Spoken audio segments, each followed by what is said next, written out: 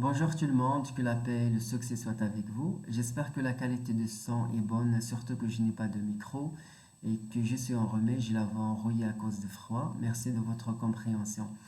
Je vous remercie toutes et tous d'avoir sollicité mon opinion sur la peine capitale de mort. Je tiens aussi à remercier votre professeur de vous avoir donné cette possibilité, cette occasion de s'initier au métier du journalisme. Ce que vous faites, vous le savez très bien, c'est que cela fait partie du métier du journalisme, le fait de se rendre sur le terrain et de collecter et recueillir les informations nécessaires pour un tel travail, une telle recherche est tout à fait avantageux pour votre parcours scolaire. Donc c'est bien pensé de sa part d'insister sur ce côté pratique des sujets qu'on étudie en classe. En ce qui concerne mon opinion sur la peine de mort, elle est claire comme la clarté du jour, étant donné un homme éclairé, un homme intellectuel et surtout humaniste.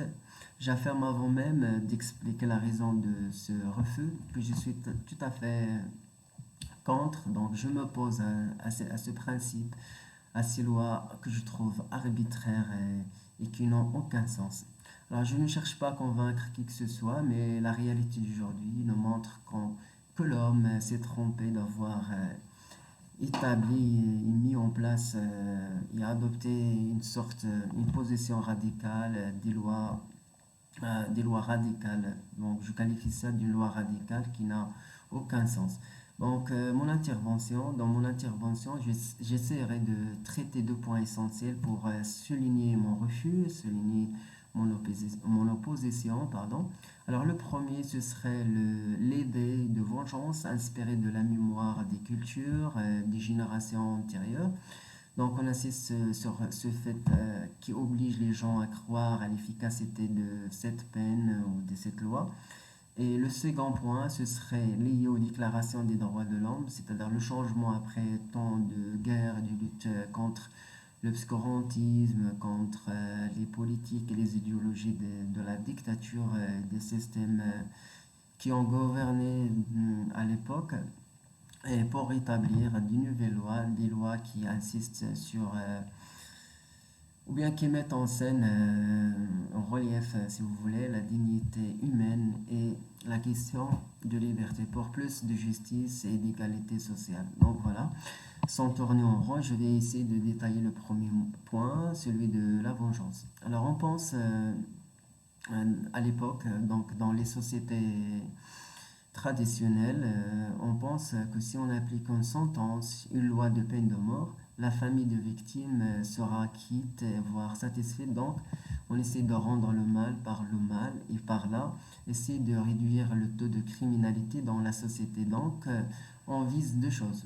Réduire la criminalité et rétablir une justice. Donc, cependant, le fait d'exécuter une personne, coupable ou pas, donc c'est là la question de prouver l'innocence d'une personne, n'a jamais été une solution efficace. On insiste à travers l'histoire à des guerres entre des tribus qui réclament toujours du sang.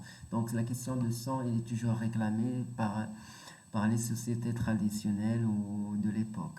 Donc on peut qualifier ça des sociétés aériennes.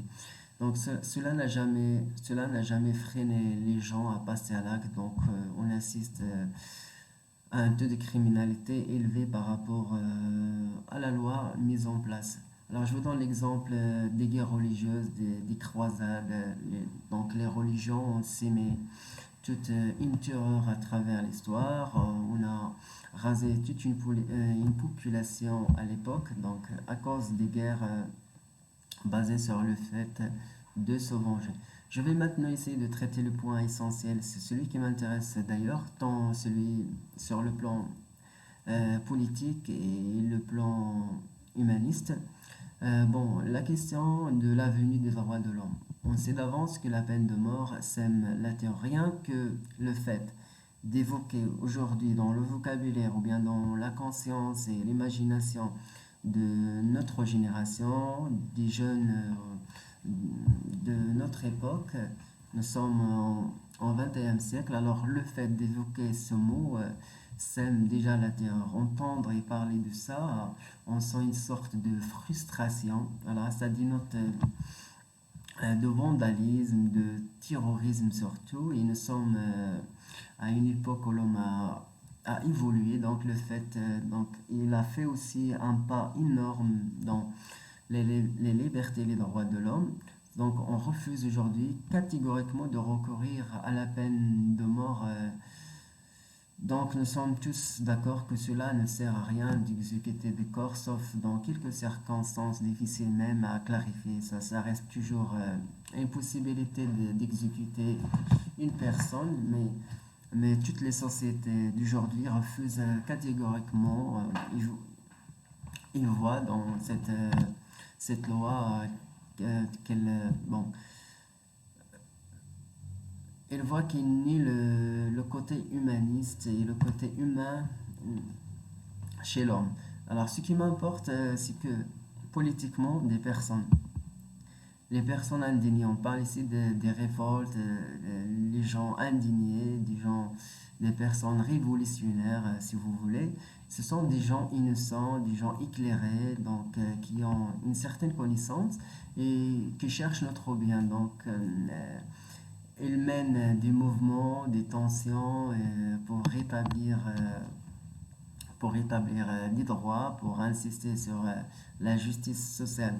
Alors, ces gens, ces personnes indignées et révoltées, si vous voulez, se font exécuter. Se font exécuter par qui? Se font exécuter par des dictatures, des hommes à la tête de pouvoir qui même quelquefois influencent les juges dans un tribunal d'exécuter, de menacer d'exécuter ces gens-là.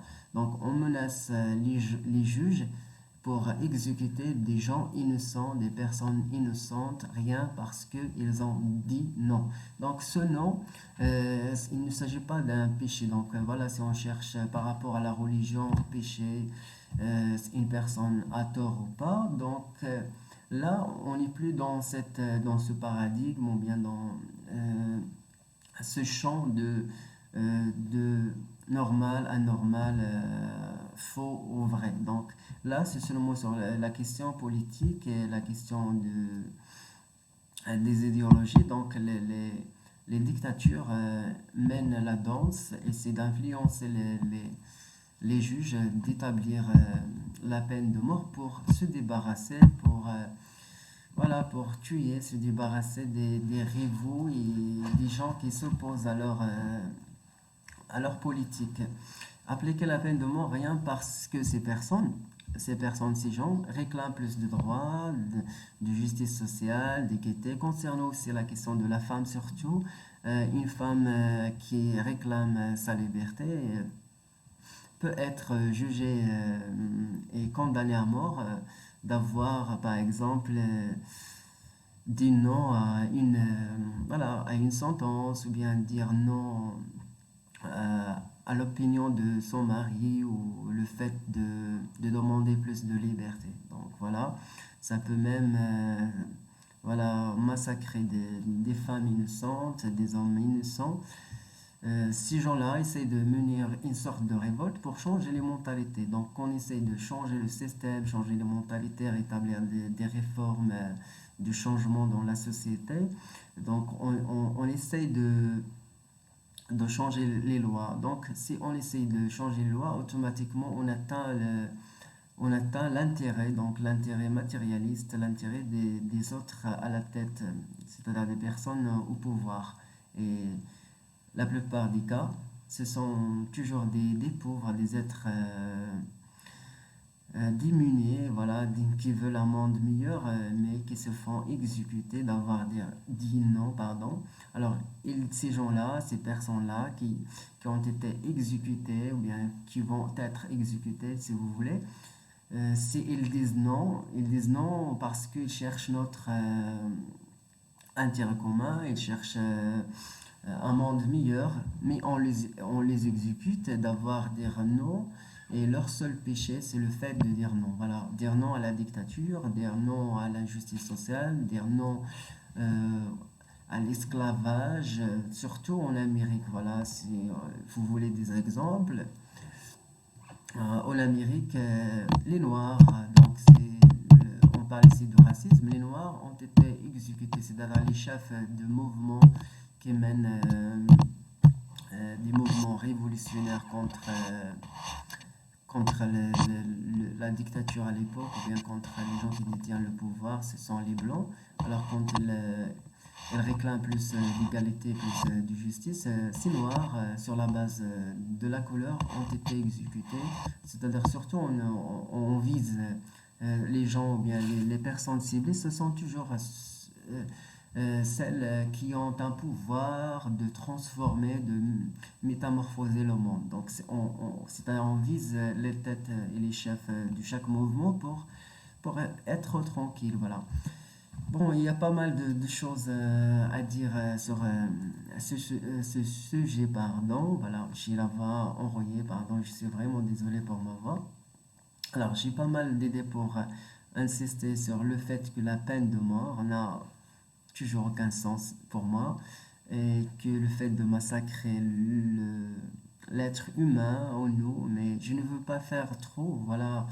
J'espère que cela vous sera utile pour votre exposé et surtout, je vous souhaite des meilleurs résultats et une vie pleine de réussite et je vous dis à très bientôt. Merci.